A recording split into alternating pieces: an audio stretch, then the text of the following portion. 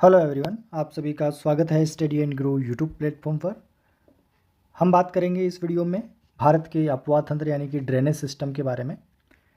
Drainage system क्या होता है सबसे पहले ये देखेंगे, फिर उसके बाद भारत की कौन कौन सी नदियां हैं और कौन कौन से ड्रेनेज सिस्टम या अपवाह तंत्र का निर्माण करती है उन सबको हम समझेंगे। तो शुरू करते हैं इसके डेफिनेशन पार्ट से कि अपवाह तंत्र का क्या मतलब होता है।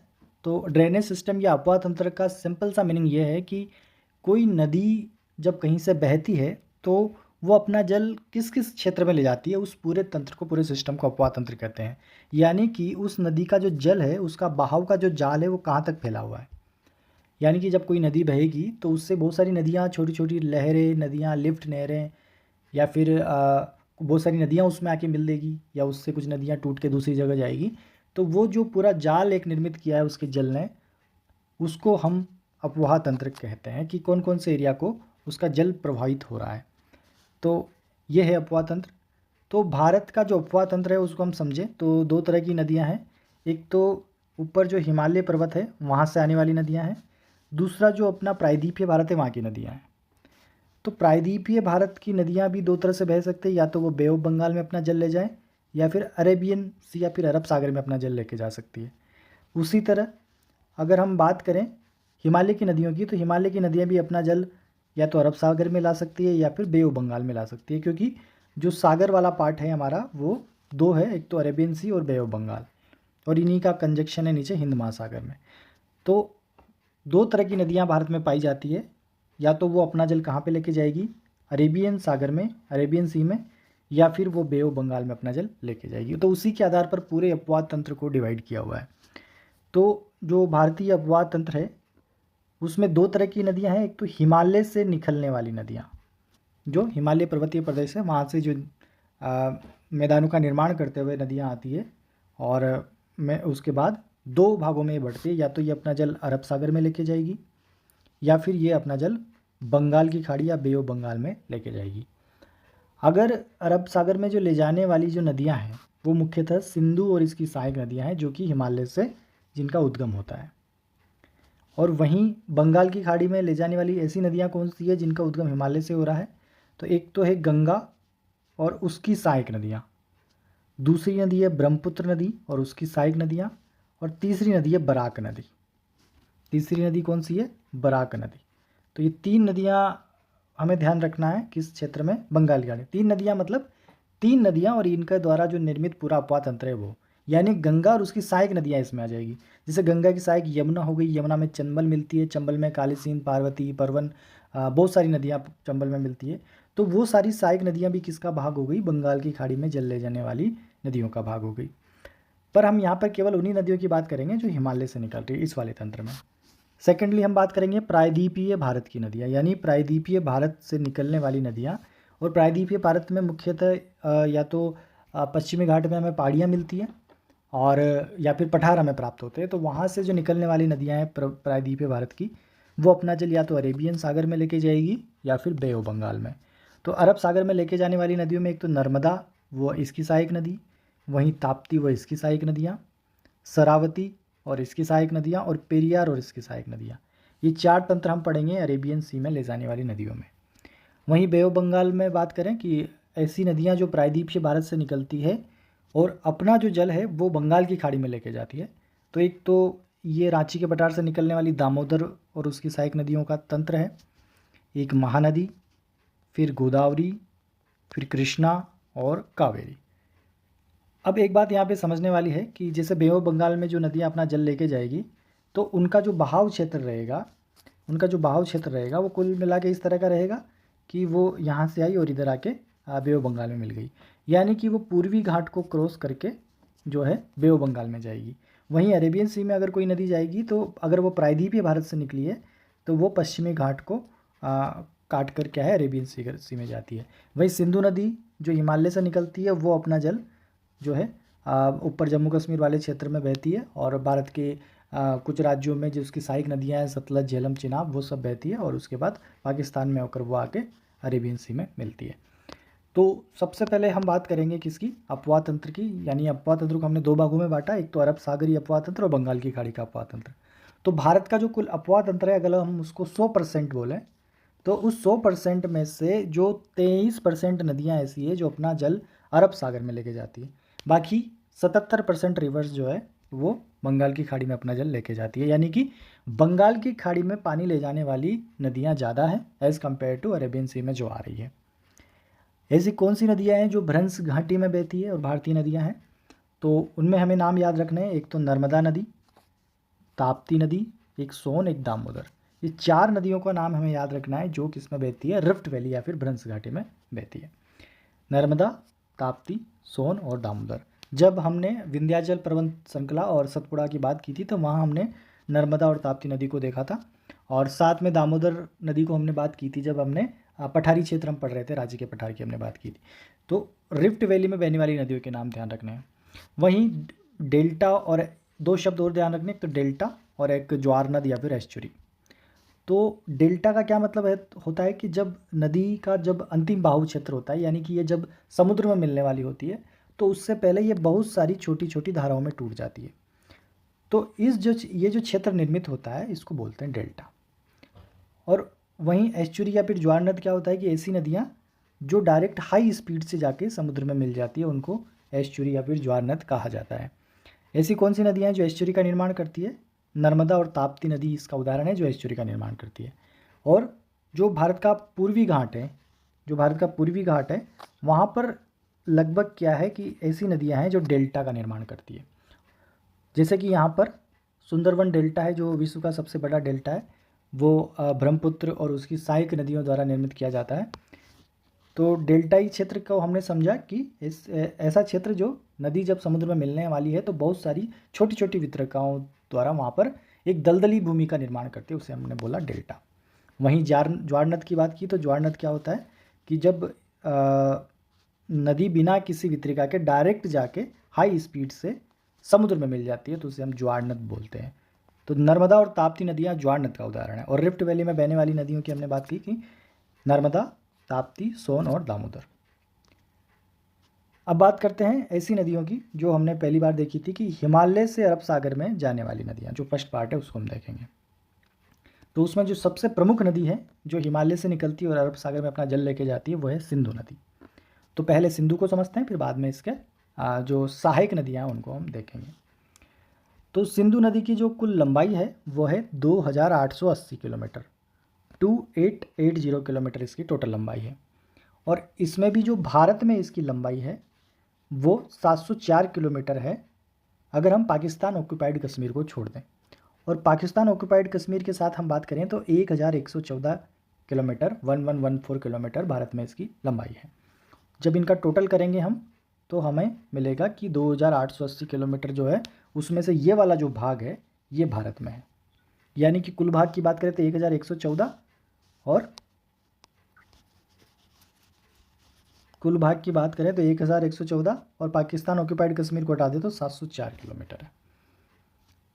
तो और टोटल लंबाई है 2880 किलोमीटर। सॉरी, इसको हम जोड़ेंगे नहीं क्योंकि ये भारत में लंबाई है, हम देख रहे हैं टोटल लंबाई तो ये रही इसकी 2880 किलोमीटर। क्योंकि ये जब नदी का उद्गम होता है तो ये नदी दमचोक से भारत में प्रवेश करती है। तो दमचोक के पहले भी ये नदी किस में है? तिब्बत में है। तो हम लंबाई इसकी जो 2880 किलोमीटर है ये यहाँ से बात कर रहे हैं, तिब्बत से लेकर पूरा जब तक ये अरब सागर में नहीं मिलती है। और ये जो लंबाई है केवल भारत में है। अब इसका उद्गम को देखें तो इसका जो उद्गम है वो मानसरोवर झील तिब्बत से होता है। और अगर ग्लेशियर की बात करें तो बोखरचू ग्लेशियर से। तो यानी कि बोखरचू ग्लेशियर से, मानसरोवर झील से, तिब्बत से किसका उद्गम हो रहा है? सिंधु नदी का। और इसका वहाँ पर नाम है सिंगी खम्बान। तो जब इसका उद्गम होता है नदी का तो तिब्बत में इसका नाम क्या बोला जाता है? सिंगी खम्बान। सिंगी खम्बान का मतलब होता है शेर मुख, शेर के समान या फिर सिंह के समान मुख वाला। तो ये सिंगी खम्बान किसका नाम है? सिंधु नदी का, जो भारत में प्रवेश करती है दमचोक नामक स्थान से, जो लेह और लद्दाख में एक जगह है दमचोक, वहाँ से ये एंटर कर रही है इंडिया में। और जब एंटर करेगी तो ऊपर जो लेह लद्दाख से बहती हुई है उसके बाद इसका कुछ भाग जो है जम्मू कश्मीर, उसके बाद होते हुए ये चिल्लास से एग्ज़िट करती है और फिर पाकिस्तान में चली जाती है। तो चिल्ला के बाद अटक के बाद मैथानकोट में इसमें 5 नदियाँ का जला के मिलता है। उसके बाद ये अरब सागर में जाती है और पाकिस्तान का एक महत्वपूर्ण शहर कराची इसके किनारे पर हमें मिलता है। तो ये तो इसका क्या है उद्गम, और उद्गम के बाद ये कहाँ पे मिल रही है, अरब सागर में, जिसके किनारे एक महत्वपूर्ण शहर है कराची पाकिस्तान का। अब इसकी महत्वपूर्ण नदियाँ जो इसमें मिलती है, एक तो नदी है जास्कर नदी और एक नदी है सुरू नदी। ये तो इसमें बाईं ओर से मिलने वाली नदियाँ हैं। वहीं नुब्रा नदी, नुब्रा और श्योक नदी, फिर स्वात नदी और फिर गिलगित नदी, ये चारों नदियाँ इसमें दाईं तरफ से मिलती है। श्योक और नुब्रा दोनों एक ही धारा के साथ मिलती है, स्वात नदी फिर गिलगित नदी। तो दाईं तरफ से मिलने वाली नदियाँ गिलगित, स्वात, श्योक और नुब्रा। वहीं सुरू और जास्कर मिलती है बाईं तरफ से। एक चीज़ और हमें ध्यान रखनी है कि जो इसका बहाव क्षेत्र है सिंधु नदी का, वो लद्दाख और जास्कर श्रेणियों के मध्य में है।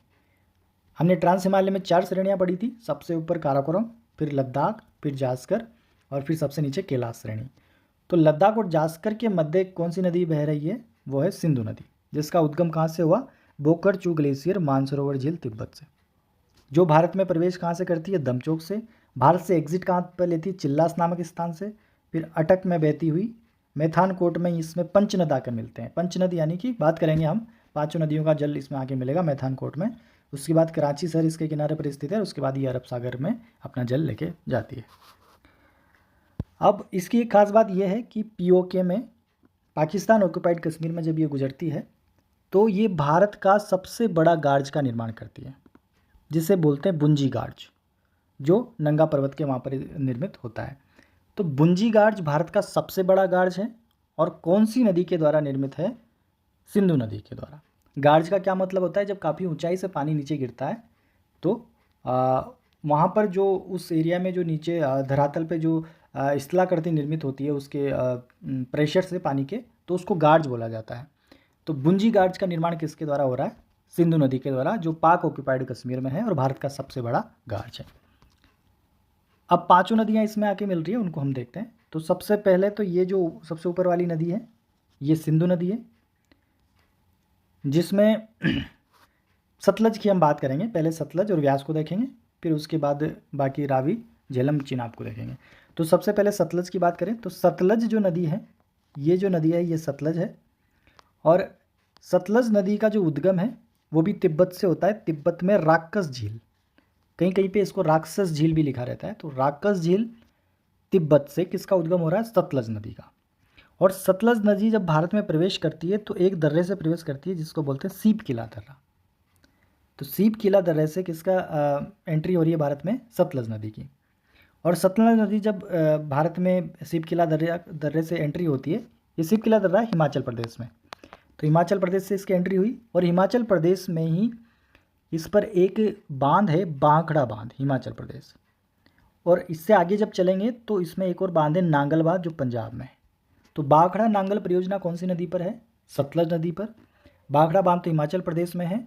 वहीं पर एक जलाशय है, एक झील है, गोविंद सागर झील। बांखड़ा बांध से पानी इसमें एकत्रित होता है गोविंद सागर झील में, तो ये भी बांखड़ा बांध के निकट ही है। और नांगल बांध है पंजाब में। और जब ये आगे चलती है तो एक जगह आती है हरिके बैराज। तो हरिके बैराज में इसमें एक और नदी मिलती है, व्यास नदी। कौन सी नदी, व्यास नदी। कहाँ पर मिल रही है, हरिके बैराज में। किस में मिल रही है, सतलज नदी में। और व्यास नदी पर भी 2 परियोजनाएं, एक तो पंडोह बांध, एक पोंग बांध। और पोंग बांध के निकट महाराणा प्रताप जलाशय है, किसमें, व्यास नदी पर। तो व्यास नदी पर महाराणा प्रताप जलाशय, 2 बांध पोंग और पंडोह ध्यान रखने हैं। और जो पंडोह बांध है वहाँ से एक व्यास सतलज लिंक नहर निकाली गई है जो बांखड़ा बांध को जोड़ती है। तो पंडोह बांध और बांखड़ा बांध के बीच में एक सतलज व्यास लिंक नहर है। कौन सी लिंक नहर है, सतलज व्यास लिंक नहर। किस किस के बीच में है, पंडोह बांध और बांखड़ा बांध के बीच में। उसके बाद व्यास नदी किस में आके मिल रही है, हरिके बैराज में। और हरिके बैराज के बाद ये नदी आगे बढ़ने लगती है। तो आगे बढ़ती है ये, और आगे बढ़ने के बाद इसके बाकी जो नदियां हैं, झेलम, चिनाब और रावी, वो इसमें मिलती है। और उसके बाद ये पंच महानद किस में मिलते हैं, मैथानकोट में, सिंधु रिवर में। तो इस तरह इसको हमें ध्यान रखना है पूरे को कि राक्षस झील या फिर राक्षस झील से किसका उद्गम हो रहा है, सतलज नदी का। जिस पर कौन सा झील है, गोविंद सागर झील, बांखड़ा बांध, नागल बांध, हरिके बैराज वो पॉइंट है जहाँ पर व्यास इसमें मिल रही है। अब जो सतलज नदी है इसका पुराना नाम है सतुद्री। क्या नाम है पुराना नाम? सतुद्री याद रखना है। प्राचीन नाम अक्सर पूछे जाते हैं नदियों के, और इन पंच महानदों का तो ज़्यादा पूछा जाता है। पंच महानद क्यों बोला? क्योंकि 5 नदियों का समूह है ये, इसलिए इनको पंच महानद बोला गया है। तो पंच महानद में सतलज का जो पुराना नाम है वो सतुद्री है। और इसका भाव क्षेत्र कहाँ है? क्योंकि इसकी एंट्री तो हिमाचल प्रदेश में सीप किला दर्रे से हो रही है, तो एक राज्य तो हिमाचल, दूसरा पंजाब, ये 2 राज्यों में बहती है। तो ये हमें ध्यान रखना है। तो हमने बात करी सतलज की, हमने बात करी व्यास की। व्यास का पुराना नाम बिपाशा। तो बिपाशा किसका नाम है? व्यास का। अब हम बात करते हैं रावी नदी की। तो रावी नदी का जो पुराना नाम है वो है परुषिणी, और इसका बहाव क्षेत्र है हिमाचल प्रदेश, पंजाब और जम्मू कश्मीर। रोहतांग दर्रे के पास से ये बहती है, और इसका जो उद्गम है वो धौलाधर श्रेणी से होता है। जैसे व्यास नदी का उद्गम व्यास कुंड से था, सतलज नदी का जो उद्गम है वो राकस झील से था, वहीं रावी नदी का उद्गम कहाँ से है? धौलाधर श्रेणी से। और रोहतांग दर्रे के पास से ये भारत के 3 राज्यों में 2 राज्य और 1 केंद्र शासित प्रदेश में बहती है, हिमाचल प्रदेश, पंजाब और जम्मू कश्मीर। और हिमाचल प्रदेश में रावी नदी पर एक बांध है, थीन बांध, हिमाचल प्रदेश में। उसके बाद ये आगे जाके चिनाब में मिल जाती है। चिनाब नदी की बात करें इसके ऊपर, तो चिनाब 2 धाराओं से मिलकर बनी हुई है। एक तो नदी है चंद्र नदी, एक भागा। तो चंद्र और भागा की 2 धाराएं मिलती हैं, तो ये चिनाब नदी का उद्गम होता है। इस पर 3 परियोजना हमें ध्यान रखनी है। एक तो बगलिहार, सलाल और दुलहस्ती परियोजना। तो बगलिहार, सलाल और दुलहस्ती परियोजना कौन सी नदी पर है? चिनाब नदी पर है। और तीनों परियोजना कहाँ पर है? जम्मू कश्मीर में। और चिनाब का जो प्राचीन नाम है या फिर वैदिक नाम है वह है अक्षिणी। तो चिनाब नदी को अक्षिणी, रावी को परुषणी, व्यास को बिपाशा और सतलज को सतुद्री, ये प्राचीन नाम हमें ध्यान रखना है। तो सलाल, दुलहस्ती, बगलिहार किस नदी पर है? तो चिनाब नदी पर, याद रखना। वहीं आगे बात करें झेलम नदी की, तो झेलम का जो उद्गम है वो शेषनाग झील, जम्मू कश्मीर से होता है। और इस पर 2 परियोजनाएं हमें देखनी है, एक तो किशनगंगा परियोजना, एक तुलबुल परियोजना, और दोनों परियोजना जम्मू कश्मीर में है। तो और झेलम नदी के किनारे एक शहर है श्रीनगर। श्रीनगर कौन सी नदी के किनारे है? झेलम के, और इसका प्राचीन नाम है वितस्ता। तो झेलम, वितस्ता, जिस पर 2 परियोजना किशनगंगा और तुलबुल परियोजना, ये हमें ध्यान रखना है। अब बात करें कि धौलाधर श्रेणी से किसका उद्गम हो रहा था? रावी का। तो व्यास, रावी, चिनाब, इन तीनों का बहाव जो क्षेत्र है वो धौलाधर श्रेणी में होकर ही है। हालांकि व्यास का उदय व्यास कुंड से हो रहा है, पर व्यास कुंड जो जगह है वो धौलाधर श्रेणी में ही पाई जाती है। उसी तरह चिनाब जो 2 नदियों की धारा से मिलकर बनी हुई है, चंद्र और बागा नदी, ये भी किसमें? धौलाधर श्रेणी से होकर ही आती है। झेलम पे कौन सी 2 परियोजनाएं? किशनगंगा परियोजना और तुलबुल परियोजना। ये जितनी भी परियोजनाएं जो हम पढ़ रहे हैं झेलम नदी पर या फिर चिनाब नदी पर, ये सब भारत और पाकिस्तान के बीच में विवादित परियोजना है। क्योंकि जब झेलम नदी चिनाब में मिलती है, फिर आगे जब चिनाब की धारा व्यास और सतलज नदी में मिलती है, और पंच महानद बनके ये मैथान कोट में सिंधु नदी में मिलते हैं, तो यानी कि इन पूरी नदियों का पानी जो है वो पाकिस्तान में जाना है। अगर हम ये परियोजना ही नहीं लगाएंगे तो पूरा का पूरा पानी कहाँ पे चला जाएगा? पाकिस्तान में। तो उसके लिए भारत और पाकिस्तान के बीच में सिंधु नदी जल विवाद है। यानी कि पाकिस्तान ब्लेम करता है भारत को कि हम जो है ये जो बांध परियोजना है, जैसे थीन बांध है रावी पे, चिनाब पे बगलियार, सलाल, दुलहस्ती परियोजना है, झेलम पर जो किशनगंगा और तुलबुल परियोजना है, तो भारत आरोप लगाता है कि पाकिस्तान आरोप लगाता है भारत पर कि भारत जो है पानी को रोकता है। तो ये जो परियोजना है इनका जो हिस्सा है वो डिफाइन किया गया सिंधु नदी जल समझौता जो हुआ 1960 में, उसकी भी हम बात करेंगे कि क्या डिसाइड हुआ था।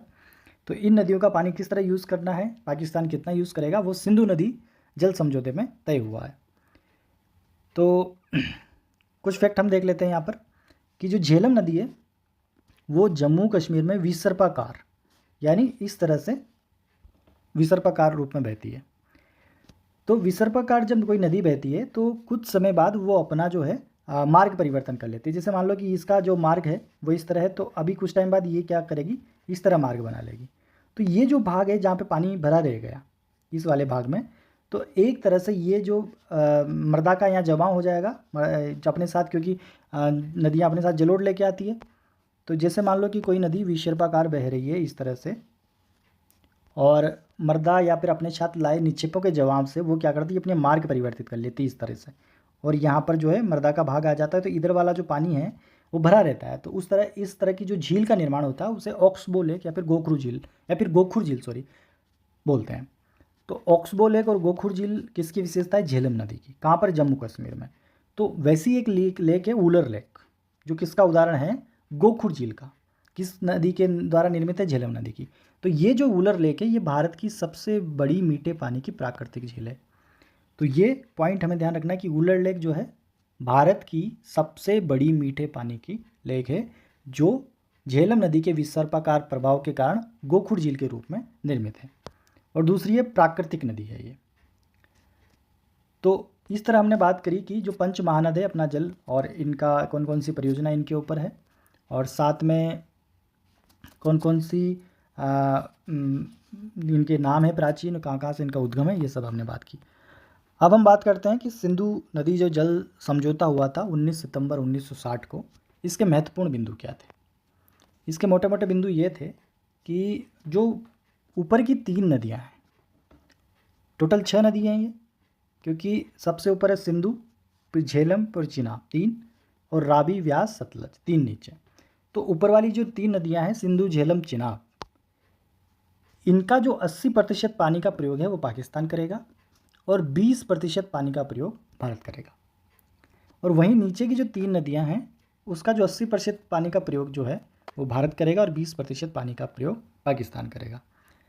तो जब पहलगाम हमला पाकिस्तान समर्थित आतंकवादियों द्वारा भारत में किया तो भारत ने क्या है कि सिंधु नदी का पानी बंद कर दिया था, क्योंकि भारत ने स्टेटमेंट दिया था कि पानी और खून एक साथ नहीं बहेगा। तो भारत ने क्या है कि बहुत बड़ा स्टेप लिया और सिंधु नदी, क्योंकि पूरी पाकिस्तान की जो इकोनॉमी है वो सिंधु नदी पर टिकी हुई है, क्योंकि पूरा जो पाकिस्तान वाला एरिया है, मेन सिटीज़ वहाँ के इसी नदी के किनारे है। तो वहाँ पर काफ़ी दिक्कत हो गई थी, आपने न्यूज़ में भी देखा होगा। तो वो सिंधु नदी जल विवाद को जो है भारत ने तोड़ा उस समय, और क्योंकि काफ़ी स्थितियाँ उस टाइम ऐसी हो गई थी, तो ऊपर की जो 3 नदियाँ हैं जिनका 80% पानी पाकिस्तान यूज़ करेगा, ये डिसाइड हुआ था 19 सितंबर 1960 को। और जो समझौता हुआ सिंधु नदी, उस समय वो नेहरू और आयूब खान के द्वारा उस पर हस्ताक्षर किए गए। आयूब खान पाकिस्तान की तरफ से और पंडित जवाहरलाल नेहरू भारत की तरफ से। और नीचे की जो 3 नदियां हैं आज जिसमें हमने बात करी, सतलज, ब्यास और रावी, तो उनका 80% पानी का उपयोग भारत करेगा। हमने एक बात करी थी ऑक्सबो लेक की, तो इस डायग्राम से आप अच्छे से समझ में आ रहा होगा कि कोई नदी जब पर्वतों से उतरकर मैदानों में आती है तो वो विसर्पाकार या स्पाइरल शेप में बहती है, जैसे सांप बहता है ना, सांप चलता है विसर्पाकार आकार में, तो उस तरह से वो बहती है। तो उसके निक्षेपण के जवाब से क्या होता है कि ये जो हिस्सा है नदी का ये अलग हो जाता है मेन नदी से, क्योंकि नदी जब अपना निक्षेपण के जवाब से अपना बहाव चेंज कर लेती है तो जो ऊपर वाला हिस्सा है ये पानी भरा रहता है इसमें। तो इस तरह की जो झीलों का निर्माण हो जाता है उसको ऑक्सबो लेक बोला जाता है या फिर गोखुर झील बोला जाता है।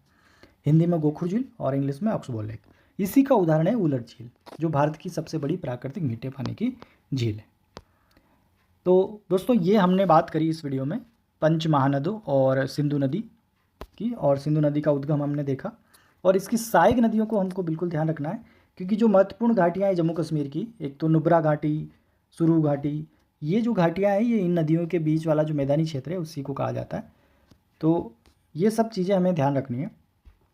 तो एक दो बार ये डायग्राम आपको नोटबुक में बनाओगे तो आपको ये चीज़ें समझ में आने लगेगी, क्लियरिटी आने लगेगी, क्योंकि जो मैप से जितने जल्दी समझ में आता है वैसे रिटर्न से समझ में नहीं आता, क्योंकि मैप को हम अपनी भाषा में लिख सकते हैं।